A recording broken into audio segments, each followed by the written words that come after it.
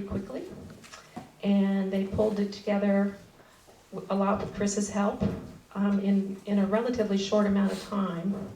We had a couple real heavy lifters getting the work done, but got a great board, and I want to give them a round of applause too. And then to Kevin Stokes in the audience here for helping us. He was here today for a couple of hours. Everything was fine when he left. I'm also going to just give a quick shout out to Lisa Goldberg and Jeff McWilliams, who planted this seed that has come to fruition with the Homecoming series, and they highly recommended bringing Chris. So thank you for that. Maybe it's because I grew up here and stayed here for most of my life, but I am so fascinated by people who grew up here, moved away, and have found wonderful success in their careers, their passions. And I know that I, for one, could spend an hour talking to everybody, just picking their brain about it. I find that so fascinating. So that's where my inspiration for the Homecoming series comes from. It's also to be like a conversation. The community has a chance to have a conversation with kids that grew up here to come back. And Chris says it's a great honor to come back to town and do this presentation. So I think it works both ways. It's our hope to maybe do 2 a year to start with. It's a lot of work, and we've got some bugs to work out. But anyway, that's our hope. My idea for this event was just this. They come up, they talk. Well, Chris offered a lot of other things, and he's going to be very busy for the next 4 days.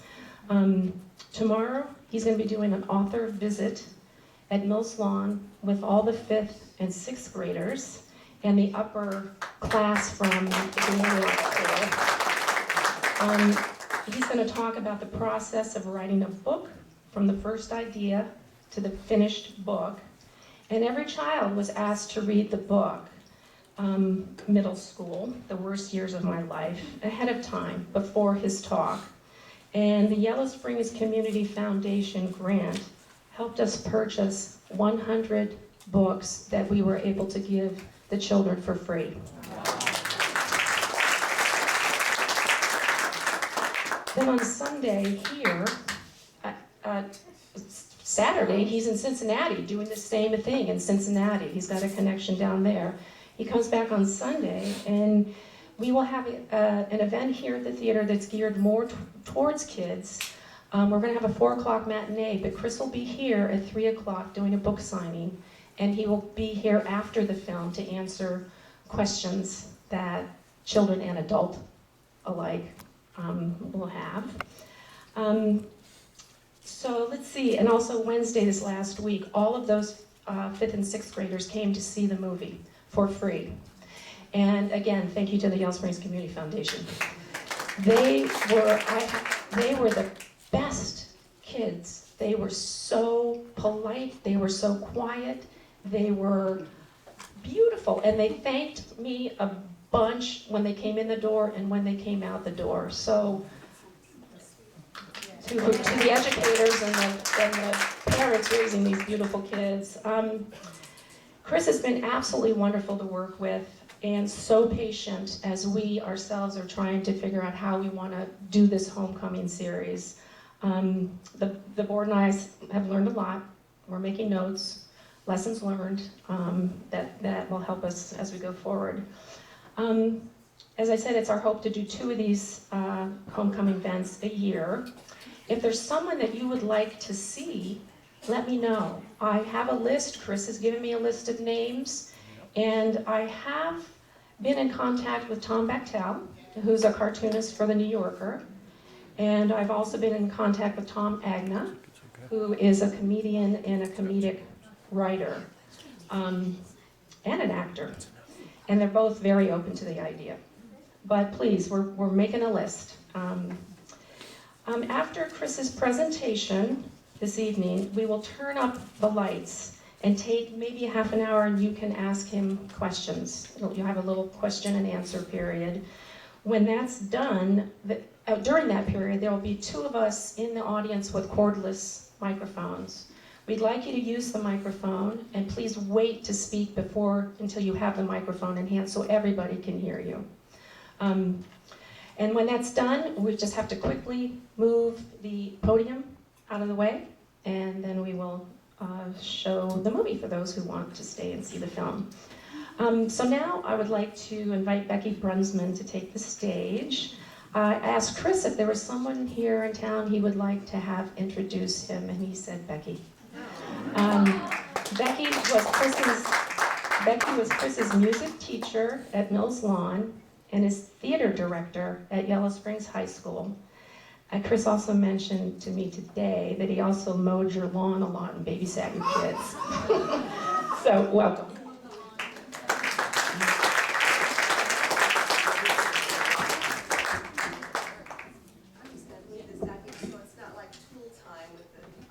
Coming over the podium.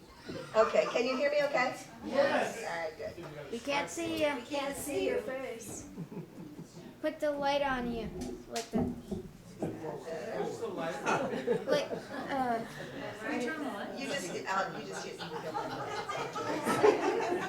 Okay, this is my honor to get to do this. I've known Chris since he was in my elementary music classroom at Mills Lawn. And Chris was a kid who liked to sing, and he liked to dance, and he liked to perform. And for those of you that were at Mills Lawn, you know we did a lot of that. So Chris did a lot of that through elementary school. But when he got to high school, we were sort of expanding the theater program there. Suzanne Grody was doing the music, and I was directing the plays and choreographing. And Chris was game for everything we did. He wanted to sing, he wanted to dance, but he also was very interested in creating character. And so we sprayed his hair gray, put a little mustache on him, little glasses on the end of his nose, socked a fishing cap on his head, and he became this cranky, comedic, very lovable father in the Fantastics. Do you remember? Yeah. He also had a feature role in The Boyfriend where he sang and danced, and he was so enthusiastic and so joyful in doing it that when he sang, "Won't You Charleston with Me," I think half of the audience would have said, "Yeah, I will." They were ready because he shared that joy with them. When we cast Your Good Man Charlie Brown, Chris was the perfect Charlie Brown. And he took a black and white comic book character, he gave it humanity, he gave it pathos, and then he let us all in on that rough, feudal life that poor Charlie Brown lived as he tried to kick a football, or write a book report, or fly a kite, and we all felt it because Chris shared that with us. So he was really growing and developing in that ability to have a character. And not too long after that, one of his most demanding roles came up, and that was Harold Hill in The Music Man. And because when Chris was Charlie Brown, he had this kind of bowl haircut, it was kind of silky and short, it was very pretty, had this wonderful angelic face. Somehow that didn't work for Harold Hill. Harold Hill is a rascal, he's a scam artist, he's a salesman, and I just felt like we needed to change his look. So I asked Chris, I said, "Do you mind if I put a permanent in your hair?" Oh, no. Yeah, and so I don't know if he minded, but he let me do it. So I curled his hair all up in my kitchen, and then I got scissors and snipped away, and we gave him a new look. I don't know if it was Harold Hill, but it was a new look. And when Chris did Harold Hill, that was a tough role because I'm sure you're all familiar with The Music Man, but you have to be intensely rhythmic and get every syllable and every word right on the beat, or the whole songs fall apart. And so when you have songs like, "Oh, you got trouble with a capital T and that rhymes with P and that stands for a pool," now I know all of you folks are the right kind of people. Chris never missed a beat. He got all of it right on the money, but the best part was he captivated the River City people like he was supposed to, and he also captivated the Yellow Springs audiences. And I think that was just a crowning end for your year, don't you think? That was a wonderful, wonderful production, and Chris was terrific. And as Jenny mentioned, Chris had lots of roles in my life beyond just being in plays that I directed. He babysat my kids, and they didn't care where we were going or when, as long as it was Chris who came over. And I have one very vivid memory. We were going away for a weekend, and I asked Chris if he would come, and the kids had some activities they needed to go to, and I said, "I'll just leave you our car." Well, it was the stick shift, and Chris didn't know how to drive one. So we went out and took, I can't think of another word for this, a crash course. We went out, and I taught him how to drive a stick, and let him have at it. So when we came home, the kids were happy, Chris was happy, and we still had a clutch. So, must have worked. It seemed pretty obvious to me that Chris would probably go into some form of performing arts. But that's his story to tell you. But I can tell you a little bit about what he's doing now, which is he's still creating characters. He's just putting them on the page as he writes his novels for young adults. But he's still creating characters. And he's had Children's Choice Awards. The New York City Public Library put him on their recommended list for teens. And then he did the big one. #1 on the New York Times bestseller list. His middle school series and also his high school superhero that he wrote with a guy you might have heard of, James Patterson. Yeah. He also did a Survivor series, or he did the Survivor host, Jeff Probst. He did a Stranded series that also was on the bestseller list. And he has some other interesting titles, which I love this one, Chris. M or F? And he did that with Laura Papademetrio. How's that? Is that good? Did I get it? Woo, okay. That was the big one. And also his Viking series. So Chris has put out a lot of good stuff. Now, I'm not Vic McCunis, so I can't do Vic's thing, but I do know a little bit about kids, and I know a little bit about their reading. And what kids need are good stories. They want a story that they can relate to in some way, either the character or an event or an emotion. They need to find a book relevant if they're going to read it. And Chris has figured out how to get into that very difficult demographic of the young adult reader. That's sort of upper elementary school, middle school, high school, and they need that relevance, and Chris has figured out how to deliver that, which is a pretty wonderful thing. So, just because the books are called young adult doesn't mean you shouldn't read them, because you will be just as captivated and just as amused and find yourself just as engaged as those young adult readers are. He's got a new book coming out called The Weakness of Gravity. Now, I love this. It takes place in a small town in Ohio that Chris says bears a striking resemblance to Yellow Springs. So, I will just say that it is with great satisfaction, a warm heart, and a lump in my throat that I say, ladies and gentlemen, Chris Tebbetts, welcome home.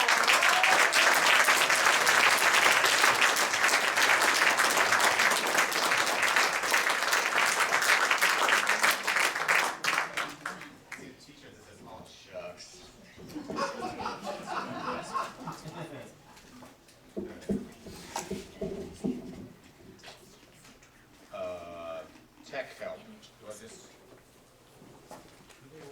Oh, that was easy. No tech help. All right, thank you everybody for being here. It's quasi-overwhelming, but super humbling and pleasing as well. I've got about a half an hour of things to say, and Jenny already mentioned we'll do questions at the end if anybody has them. So I'll jump right in. And I'll start by saying, as you've heard now, that I spent a lot of my creative energy growing up pursuing things that would put me in front of an audience, one way or another. Theater primarily, as you've heard, also chorus, band, orchestra, that kind of thing. And I'm guessing that in high school, is the sound okay? I would have been described as, or maybe I just was, an extrovert. And anyone who knew my father knows that I have some amount of clown blood. But somewhere along the way, as I moved from the public face-out spectacle of theater and into the private, stay-at-home, usually unkempt realm of writing, my extrovert seems to have been replaced with a more introverted version. You're never supposed to tell an audience if you're nervous. My husband says that's like saying the turkey is dry when you set it on the Thanksgiving table. But then I found this quote a few years ago, and it felt too spot on not to include in some of my presentations. It also explains why I work from notes.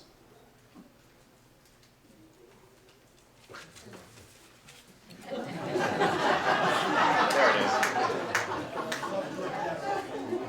And in fact, this does touch on a certain tension that exists for me as a stereotypical writer, which is also to say as an introvert in search of an audience. That said, if I'm going to push myself out of my comfort zone, Yellow Springs is a very comfortable place to do it. And I'm really grateful to Jenny and Brian and the board. They've been fabulous. I've learned how lovely Jenny Coperthwaite is. And I'm really happy that they invited me, and I hope this is the first of a long series of similar events. I do have a palpable kind of pride being from Yellow Springs, one that I probably don't have to explain to this room full of people. There it is. On the list of things I'd never trade in my life, getting to grow up in Yellow Springs is right near the top. It's as close as I get to that we're number one feeling whenever the subject comes up, or if I tell people where I'm from, whether it's because I have some kind of secret from the half of the world who seem to say, "Where?" when you mention Yellow Springs, or because I'm in on the secret with the other half of the world that says, "Ooh, Yellow Springs."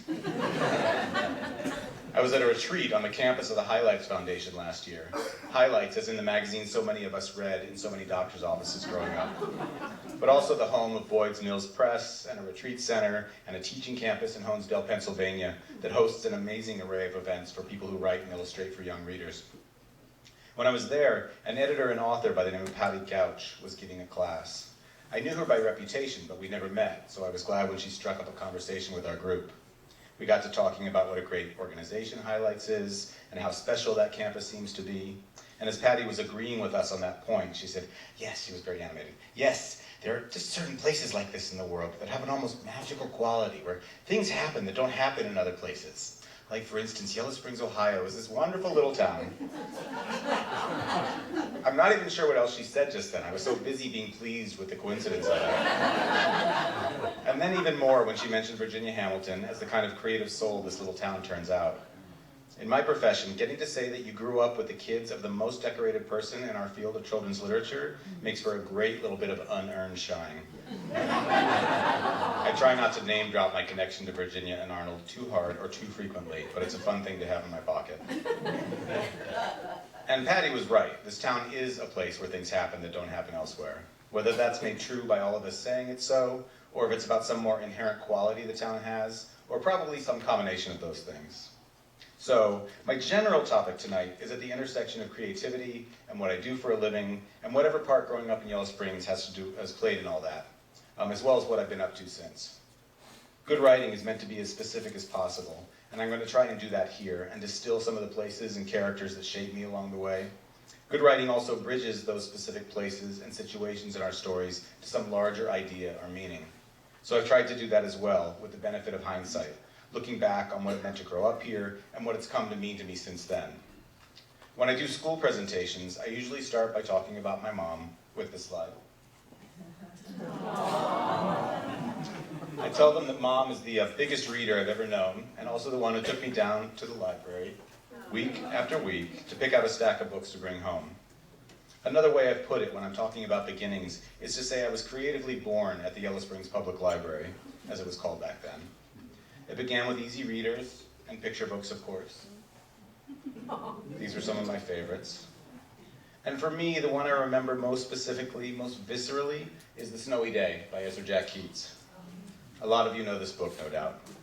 I don't know why this one grabbed me back then the way it did, but in retrospect, I can see it was the first, or at least one of the first times a book drew me into its own world, into the experience of another character, Peter here.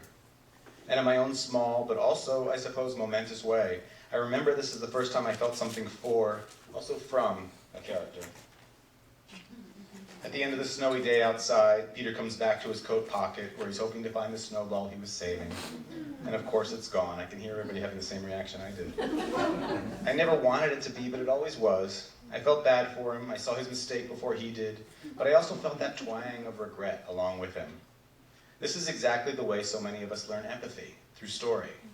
Empathy from the Greek for into, and pathos, feeling. Story takes us into feeling, into another character's experience, and by proxy, into our own as well. That's the power of story, one of them anyway, the sharing of human experience. And what does this have to do with Yellow Springs? One of the inevitable thoughts for me here is about race, about the fact that Peter's an African-American kid, and about the fact that to me at that time, he was something simpler than that. He was just a kid, and that was all there was to the calculus of it.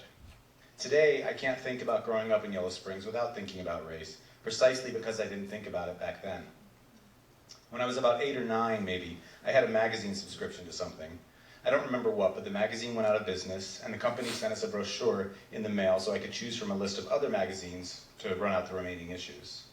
And I don't remember what the other options were, but I do remember that I picked Ebony Jr. I didn't know what the word ebony meant. I just knew that that magazine had the most appealing art and format. And it's not that I didn't see a lot of black characters on those pages when the magazine came. It's that I didn't know there was a context in which someone might think that magazine wasn't for me. Part of that is white privilege. I'm sure one way or another, any kid of color growing up in Yellow Springs got an education on race that I never did or had to. But that said, the diversity of the community and the role that people of color played in my life, principal, soccer coach, dentist, homecoming queen, and maybe most of all, the matter-of-fact way in which that happened is something I'm not at all eager to forget or ignore. There's a newer, more nuanced school of thought these days around the idea of so-called colorblindness, specifically around the possibility it leaves open for being blind to racism as well, which I would call the 201 of diversity and awareness. For me, the 101 is about connection, the ways in which we're alike, the very core aspect of having empathy for one another as human beings. The 201, the step up from that, for me, is about the other side of the coin, seeing difference, honoring it, valuing it. That's a more recently added aspect to the conversation, certainly since I was a kid. And there have been some good, albeit slow and coming strides toward making children's literature ever more inclusive and less monolithic in terms of who's telling the stories and who they're telling the stories about. But at its core, for me, I couldn't have gotten a better 101 about what it is we share than I did by growing up in this town.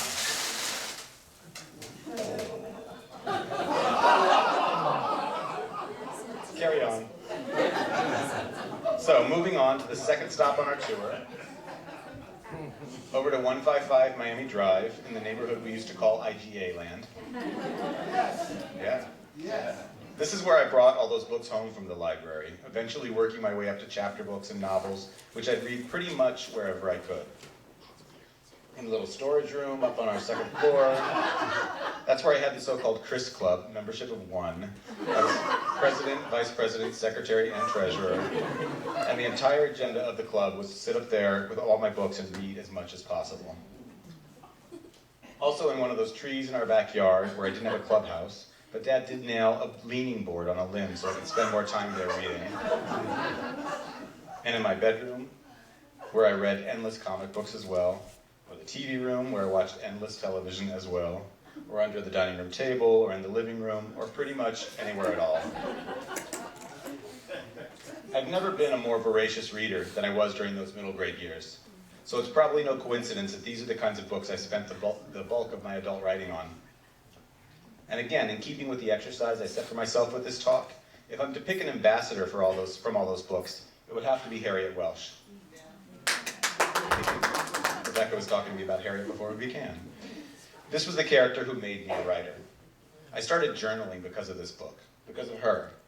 Before that, a lot of the first stories I wrote as a kid were based on the kinds of things I saw on TV or in movies. I was a fan of Agatha Christie's And Then There Were None, for instance. And one of the earliest stories I remember writing was about a family of 12 kids, all getting murdered one by one, until we eventually learned which among them was the killer. I still love that kind of story. But from Harriet the Spy, I learned that I could use my own voice when I wrote.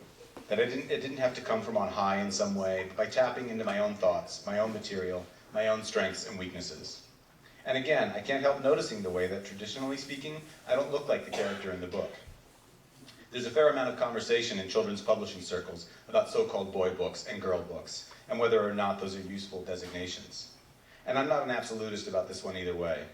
I know that there's a generalizable truth about the audience for certain titles, and about the idea that boys generally, very generally, want to read about boys, and that many girls, while more open to variety, will feel some connection to a female character based on gender. But it's when that generalization, however true it may be, becomes the rule for all that it becomes a harmful one. And I'm the evidence of the reverse. Certainly if I'd been steered away from this girl book, I would have missed out on a formative reading experience. I got to grow up in a place that, I will say, made it as little problem as possible for me to identify with whomever I happened to identify. It didn't hurt either to live in a town like Yellow Springs, where among other things, so many of the writers I knew about, Suzanne Klauser, Billie Hoteling, Jean Hudson, Sandy Love, Virginia Hamilton, were prominent, accomplished women. Next stop on our tour, right here at the Little Art. If I was creatively born at the Yellow Springs Public Library, then it's equally fair to say that I was creatively launched at the Little Art Theater. And specifically, I mean the first time I saw Harold and Maude. Right? Like there near the front. I can't tell you the tiny little moment of joy I had when I found out that the bathrooms are marked Harold and Maude. Masterstroke. We are all, on some level, walking through life looking for our, in my case, Chris-shaped holes. And I found a big one here, at the movies in general, and in Harold and Maude specifically. For the uninitiated, Harold and Maude is about a death-obsessed teenager, Harold, who meets a life-obsessed octogenarian Maude at a funeral, and the friendship they strike up, and the ways he learns about living from her. I came and saw it one night. I don't remember exactly why or with whom, but I know that I came back the next night and stayed through the 7 and 9 o'clock shows, and again for the 7 o'clock show the next night. In all, I probably sat through Harold and Maude a dozen or more times here at the Little Art over the years. And how cool to grow up in a town where Harold and Maude was a yearly event, like the Wizard of Oz on TV. Another thing you hear about in kid-lit world is the idea of mirrors and windows, the way stories can show readers a reflection of their own experience, the mirrors, or a view into another world or another person's experience, the windows. I don't know if that's common parlance or more specific to my own sphere, but it fits with what I've been talking about and the way that I got and would wish for anyone a well-rounded diet of both of those things as I grew up. Harold and Maude was a mirror and a window for me. Harold was a mirror for the kid who didn't know he was gay yet, but knew on some level that he was different. Not that I was obsessed with death and liked to go to funerals, but without needing to be a literal duplication of my own experience, he showed me a part of myself, as only story can do. And for that matter, there's actually something very gay about Harold and Maude, in terms of not knowing where to look for love in this world, and then finding it in an unexpected place. And it was in that alienated starting point where Harold begins the movie that I found my mirror. Maude was the window. She stood for all the possibilities Harold wasn't considering, and for permission to be different, or be the same, or be whatever we each want to be. Maude would have loved living in Yellow Springs, I have to think. Absolutely. As a side note, and if any of this is particularly interesting for you, I'd recommend my favorite TED Talk of all time, which is Chimamanda Adichie, talking about what she calls the danger of a single story. It's a brilliant 16 minutes and worth a listen if you care to. And then, finally here, I can't get by without mentioning the Yellow Springs school system, of course. And there's a reason that Becky was the first one I thought of when they asked me about who might introduce me tonight. Becky Carey looked for pictures of you, and this is the one I found on the internet. I hope it's okay. Creatively speaking, Becky impacted me more than any other teacher or person when I was growing up. It was from Becky that I learned about theater, of course, but more specifically about directing, which is kind of authorship and of ownership of a story. Through most of high school, I had thought I wanted to be an actor, but by the time I graduated, I wanted to be a director, like Becky. She was what I would call an agent of the possible, which is really an echo of everything I'm talking about in terms of what Yellow Springs afforded those of us lucky enough to grow up here at that time. She didn't ask us what we were capable of. She simply told us what we were going to do, and then she showed us how, and then we did it. The thing I remember most is how Becky got so many of us to do things we didn't think we could. Whether that was a full-on hip-tossing jitterbug performed by 4th and 5th graders at one of her Mills Lawn concerts, or the Yellow Springs High School of the production of The Wiz that nobody who was there will ever forget.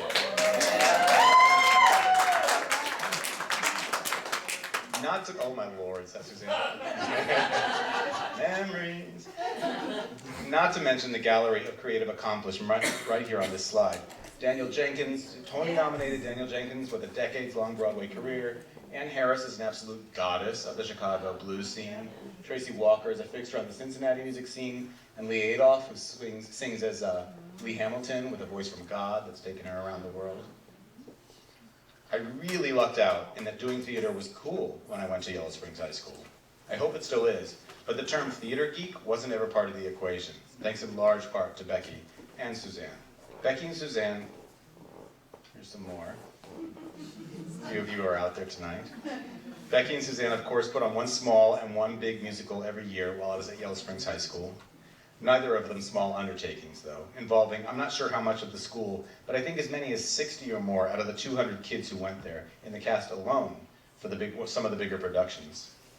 And besides Becky and Suzanne, I should also mention Kate Corbin and Julia Davis and John Ammerman and Shirley Mullins, and there are many others, including Gene Hooper, everyone down at Center Stage Theater, who collectively made the arts education in this tiny little town a kind of breathtaking thing.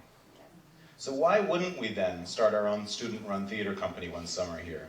And why wouldn't it be born as a group brainstorm on a school orchestra trip that Shirley engineered, and which put our little school on the national map?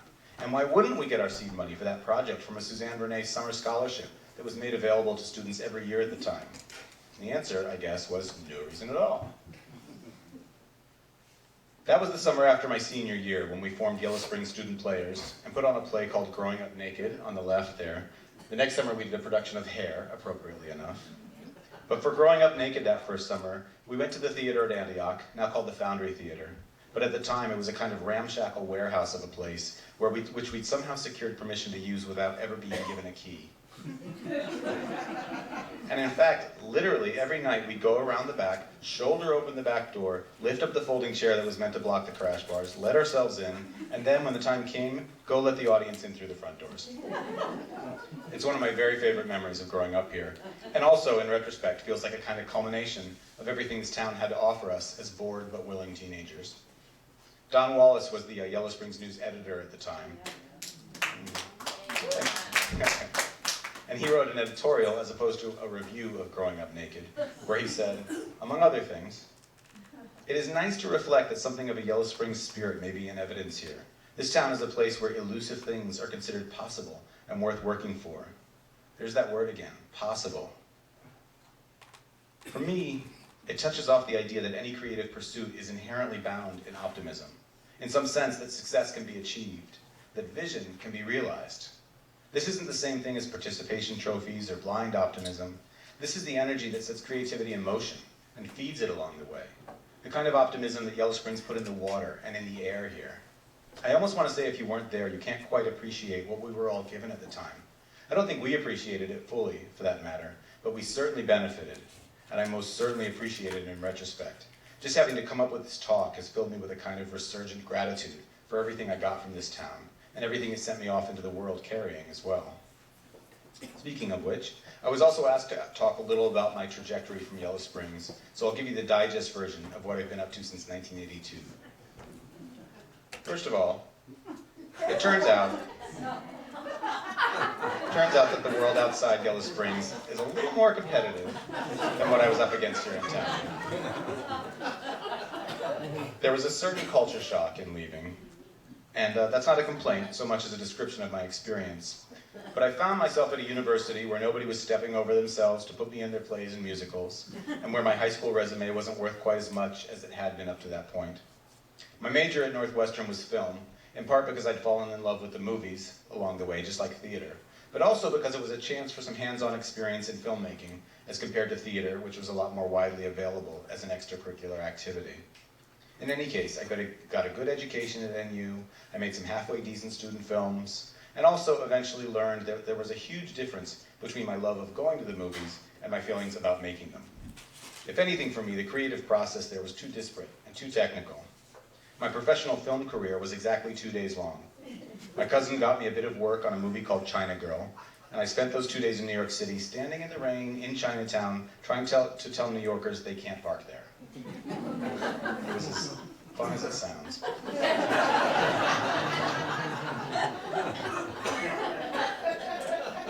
After that, I quickly turned my attention back to theater. A friend had brought me to New York initially for 5 weeks of work as an assistant director on an off-Broadway showcase. I'd arrived in the city, still a little naive, a little green, feeling kind of like this guy. But New York being what it is, and the way that city can take hold of you, one thing led to another, and somehow those 5 weeks stretched into 8 years.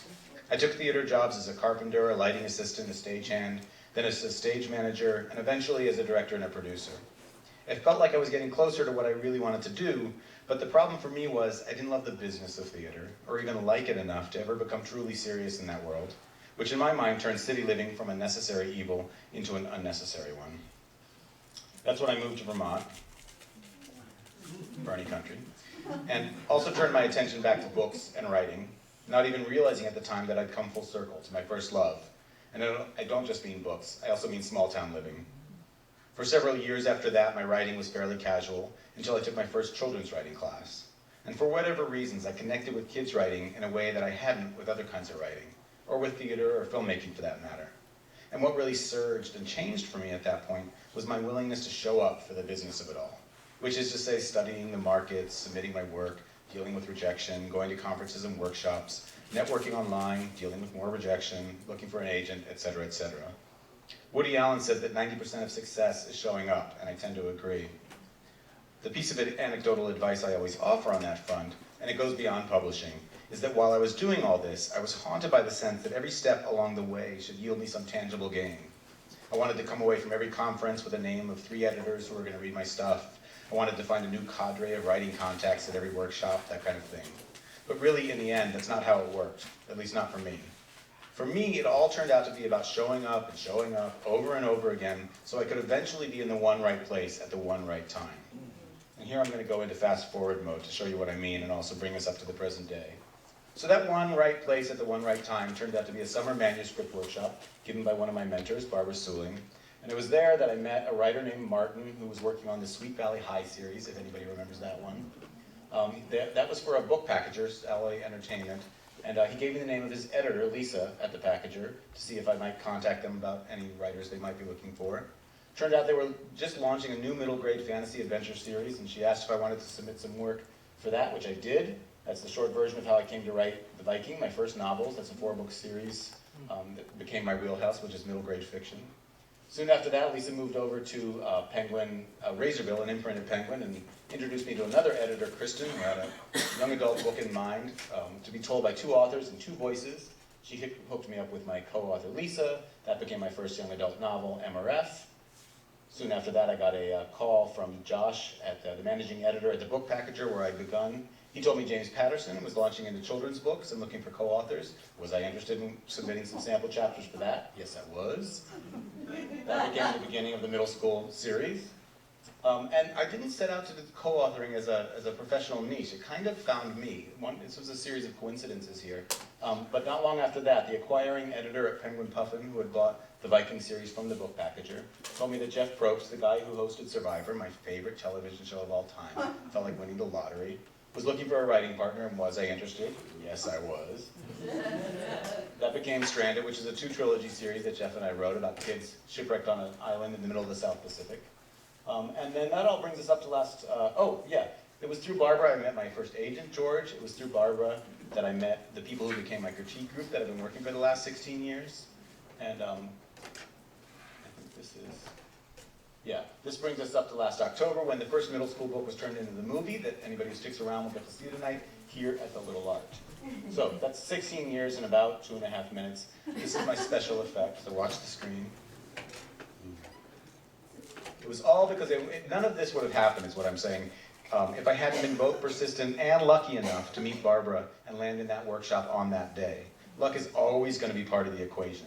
But I also like the quote that says, I find the harder I work, the luckier I tend to get. It's certainly been my experience.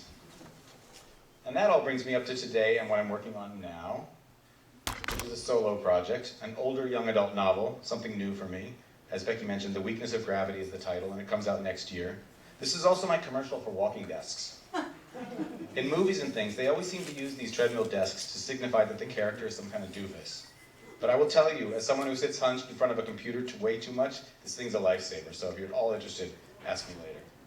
End of commercial. Anyway, The Weakness of Gravity, I'm going to end tonight by reading a small section from that work in progress.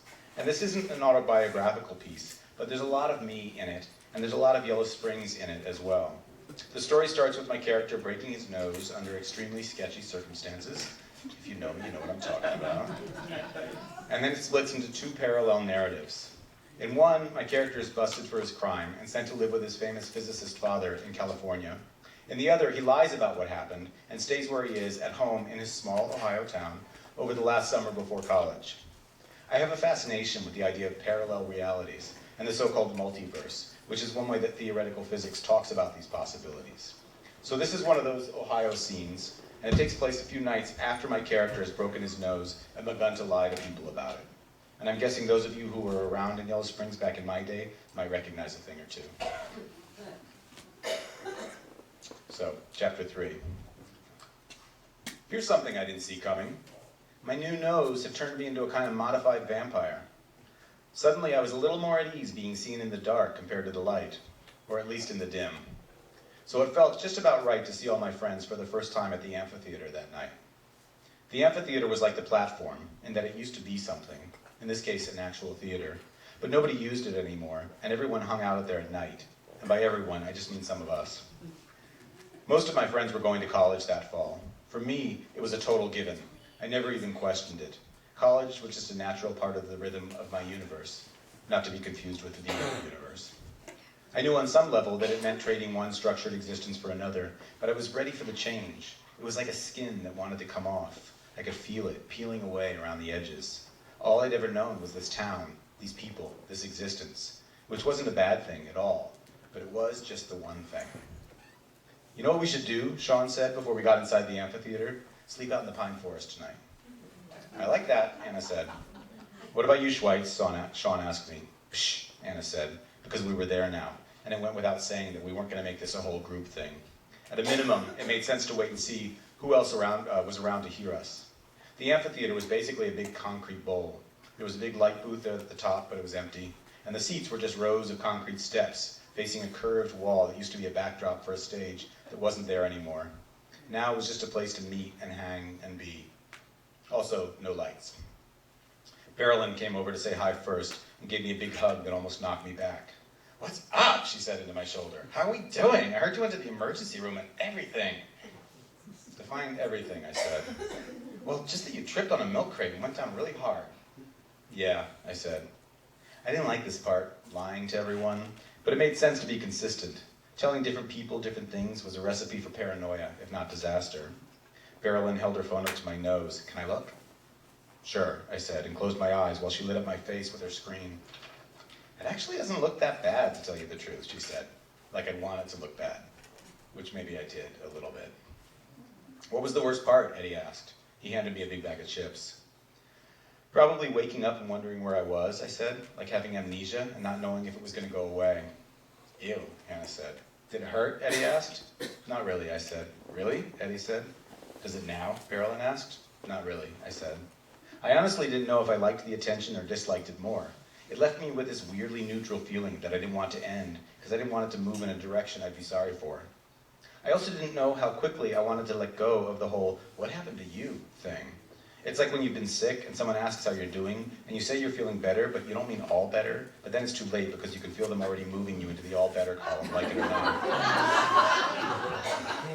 I get it, but I don't always like it. So I was a little bit sorry when Hannah changed the subject, even though I'm pretty sure she did it for my sake. What were you guys just talking about? She asked. Oh, Marilyn said, this. She held out her phone again to show us this black and white picture. It was a guy standing in front of a car in a suit with the brim of his hat in his teeth. He looked familiar, but I couldn't remember his name. Some black and white movie guy. Okay, Hannah said. It's all these last known pictures of famous dead people, Marilyn said, and it kind of tripped me out. We scrolled through a bunch. Elvis Presley was on there, and Bob Marley, and Philip Seymour Hoffman. Mostly men. Sean lasted the longest before he handed back the phone. Yeah, that's not too depressing, he said. It's not depressing, Marilyn said. It's just weird. He gets his picture taken, goes inside, and has a heart attack instead of having lunch. He did? I asked. I don't know, or something, she said. The point is, he had no idea it was the last time he was getting his picture taken. Yeah, but so what, Anna said. You never know when your last anything is. Right? Sean said, and took the chip out of the bag. Took a chip out of the bag. Maybe this is the last chip I'll ever eat. Ooh, let me get a picture of that, Hannah said. Everyone laughed. You know, I said, but Marilyn had already decided to be weirdly offended and put away her phone. I was going to say, you know, if one of us dies in the next 24 hours, the rest of us are going to be really freaked out by the fact that we had this conversation. But I never got the chance. She's right, though, Hannah said.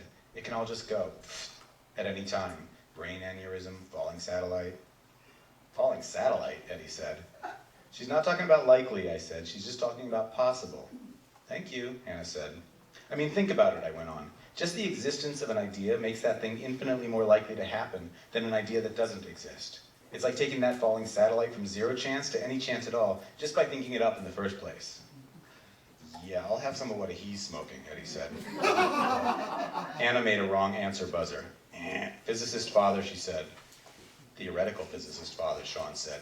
Dude, haven't you heard of Mark Schweitzer? Can we talk about something else, I said.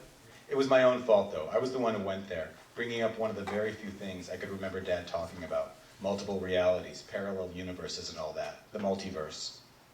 What was that sound again? Sean asked Hannah. Hannah said.